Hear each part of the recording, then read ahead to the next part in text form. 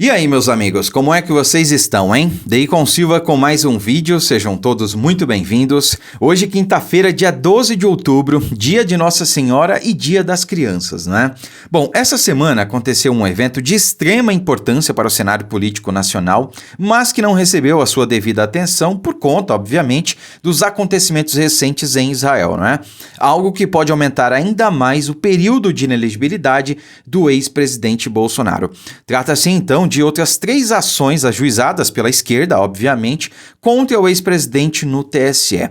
E vejam só, meus amigos, para nossa surpresa, algo realmente inacreditável aconteceu. O presidente Bolsonaro recebeu, digamos, um apoio, se é que eu posso falar dessa maneira, inesperado. Sim, meus amigos, desde já eu peço que compartilhem esse vídeo e deixem o seu like aí embaixo, porque isso não custa nada e ajuda muito para o nosso engajamento, tá? Aproveito para pedir a você que verifique se está inscrito no nosso canal do YouTube e se ainda segue a nossa página do Facebook, porque, como vocês sabem, a censura nos assola a todo momento, né? Então, olha só, né? Na terça-feira, dia 10, começou o julgamento no TSE do presidente Bolsonaro de mais 3 ações, né? Uma delas trata, inclusive, aí de lives no Palácio do Alvorada, algo simplesmente surreal. A residência oficial do presidente da República, né? Dentre outras coisas aí que a gente vai comentar. Mas veja só o que aconteceu, ó. Ministério Público Eleitoral quer a rejeição de processos contra Bolsonaro. TSE suspende sessão. Né? É isso mesmo que vocês viram, né?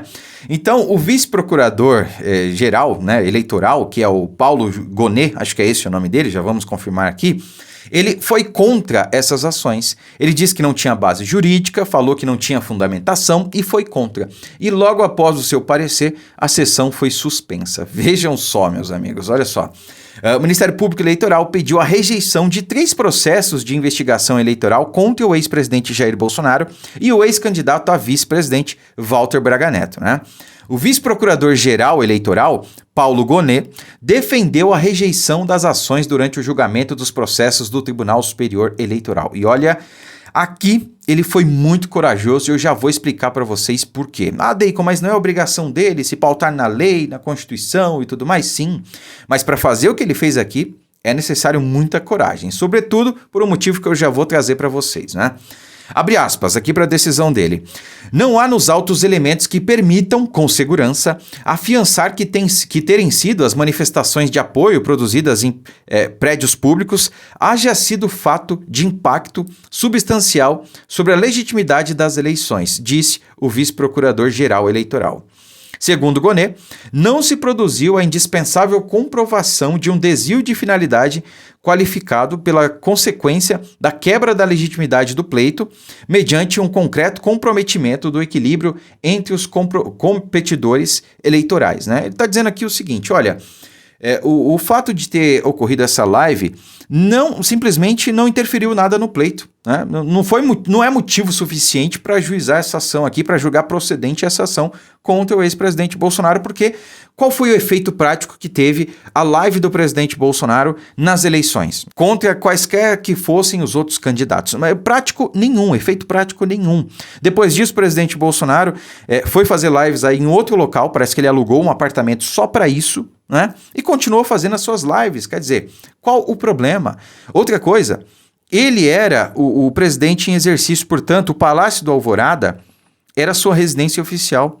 Então ele tinha todo o direito de fazer lives lá sobre o que quer que fosse.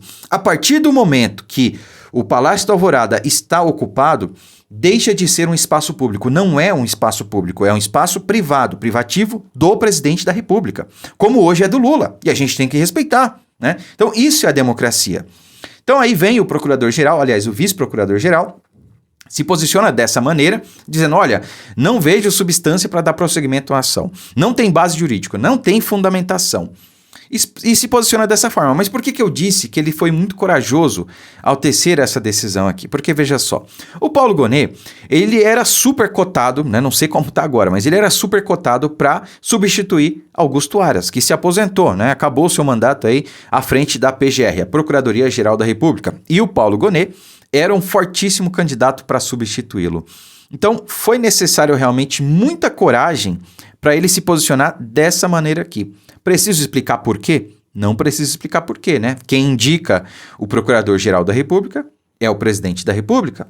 Portanto, vai ficar muito difícil aí para o Paulo Gonet ocupar essa vaga e subir na carreira, né? Então, bom, eu espero que isso aconteça, né? Se ele realmente é o mais qualificado para exercer esse cargo, que isso aconteça. Mas a gente sabe como as coisas estão funcionando aí na nossa democracia relativa, né? Vamos continuar aqui, ó. Após a manifestação da Procuradoria, o presidente do TSE, ministro Alexandre de Moraes, suspendeu a sessão. Nenhum ministro votou até o momento e o julgamento será retomado na próxima terça-feira, né? Então, vejam só, a manifestação dele foi tão enfática que parece que o ministro Alexandre de Moraes teve até que suspender a sessão, né? De qualquer maneira, eu sei, a gente sabe, né?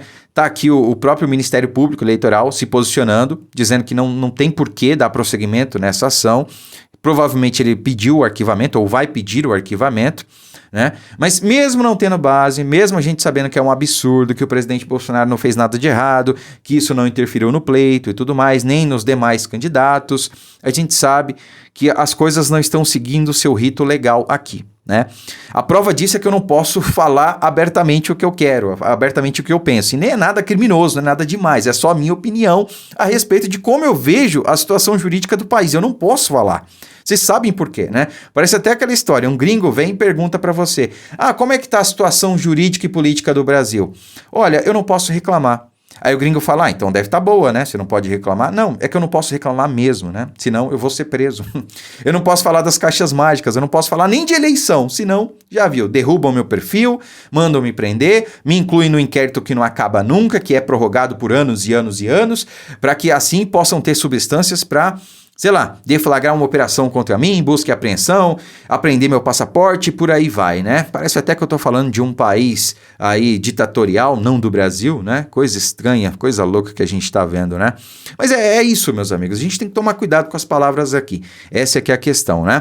Mas o fato é que eu realmente não nutro esperanças de que o presidente Bolsonaro possa ser absolvido nessas ações. Eu acho que ele vai ser condenado, né? Se não nas 3, pelo menos em 1 ou 2, tá? Eu acho que isso vai acontecer. Não é o que eu quero, tá? Não deturpem as palavras, não é o que eu quero. Mas é porque tudo que vem acontecendo. É quem tá lá, a atual composição do TSE. Essa que é a questão, né? E aí ratifica algo que eu venho dizendo já há algum tempo, né? Que algumas pessoas aí insistem em falar neste momento, que é a questão aí da propositura da PEC do voto impresso, de uma nova PEC. Eu já vou falar sobre ela, acredito que não é o momento para propor e já vou explicar por quê, tá? Lembrando, não sou dono da verdade, é só a minha opinião. E aí eu deixo para vocês se concordam ou não com ela, tá bom? Vamos só concluir aqui a matéria que tá bem interessante, olha. As 3 ações contra o ex-presidente apontam abuso do poder político por lives no Palácio da Alvorada, como eu falei, a residência oficial do presidente da República, né? E do Palácio do Planalto, que é a sede do governo federal, para expor propostas eleitorais, né? O Palácio do Planalto é como se fosse aí o escritório do presidente, né? O Alvorada é a residência oficial e o Planalto é o escritório do presidente, né? No primeiro processo, o PDT, partido do ex-candidato à presidência Ciro Gomes, alega que o então presidente fez uma transmissão ao vivo pelas redes sociais em 21 de setembro de 2022, dentro da biblioteca do Palácio da Alvorada, para apresentar propostas eleitorais e pedir votos a candidatos apoiadores por ele, né? Apoiados por ele. Quer dizer, eu lembro, né? É uma sala escura, inclusive, péssima para fazer lives, pouca iluminação. O ambiente ali não proporciona um isolamento acústico adequado, inclusive. Não é um local bom para fazer lives.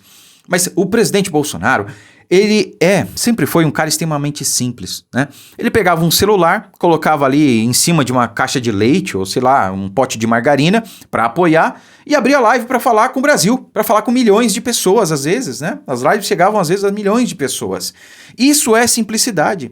Agora veja o Lula, contrata um repórter, um jornalista profissional, câmera profissional, iluminação, não sei o que, softbox, toda aquela coisa cinematográfica para fazer ali um jogo de cartas marcadas, um programa de entrevista, um negócio chato, monótono, né? Para falar bem do governo dele, né? Para falar bem ali e atacar opositores, falar do Bolsonaro, falar dos passarinhos. Olha que bonitinho o passarinho cantando, né? Bolsonaro até tirou uma onda com ele. O Lula faz live para passarinho, eu faço lives para multidões, né? Eu falo para multidões enquanto o Lula fala para passarinhos, né? Então, olha a diferença entre um e outro. Mas é o Bolsonaro que é alvo dessa ação aí, né? complicado. O segundo processo, também movido pelo PDT, trata de uma outra transmissão realizada em 18 de agosto do ano passado, e o segundo partido, Bolsonaro pediu votos para a candidatura à reeleição e para aliados políticos que também disputavam as eleições, chegando a mostrar os santinhos das campanhas, né? Sim, ele fez isso. Qual era o problema? Qual o problema dele estar no Alvorada fazendo uma live? Alvorada, que é a residência oficial, que não era um espaço público. Ninguém tinha acesso à Alvorada, porque era a casa do presidente. Você não pode entrar na casa do presidente. Ah, Deicon, mas é um prédio público. Sim, mas é um prédio público que é ocupado por uma figura da República, que é o presidente em exercício, como hoje é a residência oficial do Lula e da Janja. Então, assim, se ele quiser abrir uma live lá para falar as besteiras que ele fala, o problema é dele. Eu não vou achar problema nenhum nisso, porque ele está na presidência, é direito dele, como era do presidente Bolsonaro. É regra do jogo, né? Essa é a democracia que eles tanto falam e defendem, não é verdade? Pois é. Bom, na terceira ação, as coligações do PT e PSOL questionaram a realização de uma reunião do ex-presidente com governadores e cantores sertanejos entre 3 e 6 de outubro para anunciar apoio político para a disputa do segundo turno. Então, isso aqui eu acho que tem menos fundamentação ainda. Qual o problema? Teve um show gratuito ali para buscar votos, para fazer campanha do presidente, né? O famoso showmício? Não teve, né? Pelo contrário, a gente viu, inclusive, tá? Inclusive, tem algumas artistas aí que fizeram shows, né? Alguns artistas que fizeram shows no ano passado e pediram votos pro Lula, fizeram campanha pro Lula, mostraram toalha com a foto do Lula, né? Se eu não me engano, a Pablo Vittar, né? Enfim, eu retiro o que eu disse, não vou ser liviano, não me recordo agora, mas de quem são. Mas houve sim vários artistas de esquerda que pediram voto e fizeram campanha pro Lula no palco, inclusive algumas pagas com dinheiro público. Depois ingressaram com a ação, o cachê pago para esses artistas foi recolhido porque fizeram campanha para ele, enfim. Não vou citar nomes aqui, não vou lembrar de cabeça, mas teve alguns sim, né? Enquanto para o presidente Bolsonaro não teve nada. Teve uma live sem show, sem, sabe, nada fora da regra do jogo, mas tudo bem. Para finalizar, para falar a questão aí da PEC do voto impresso, a gente pode apresentar novamente. Ela foi rejeitada aí na legislatura passada, depois da interferência do ministro Barroso, que foi lá falar com lideranças, e aí eles mudaram seus votos misteriosamente. Mas por que eu entendo que não é o momento para apresentá-la agora? Porque quando ela foi apresentada no passado, o ministro Barroso foi lá e interferiu, conversou com as lideranças e a PEC foi rejeitada. Pois bem, quem é o atual presidente do TSE? Ministro Alexandre de Moraes. Vocês acham realmente que se uma PEC desse porte for apresentada agora, ela vai para frente? O ministro Alexandre de Moraes vai permitir que ela seja aprovada, que ela seja votada, sequer votada, né? Quero saber a opinião de vocês, coloquem aí nos comentários, né? Então, assim, eu acho que o momento certo para apresentar novamente essa PEC é quando o ministro Cássio Nunes Marques assumir como presidente do TSE, tá? Então, falta um tempinho ainda para isso, vamos aguardar, né? Há tempo hábil para que o ministro Cássio Nunes assuma, a gente possa apresentar a PEC, aprovar a tempo de ser válido aí para as eleições de 2026, né? Então, não acho que seja um momento oportuno. Novamente, não sou o dono da razão, essa é só a minha opinião, cada um é livre para discordar ou concordar, mas coloque aí nos comentários o que vocês acham. Desde já, compartilhe o vídeo, não esqueça, deixa o seu like, muito obrigado, fiquem com Deus e até a próxima.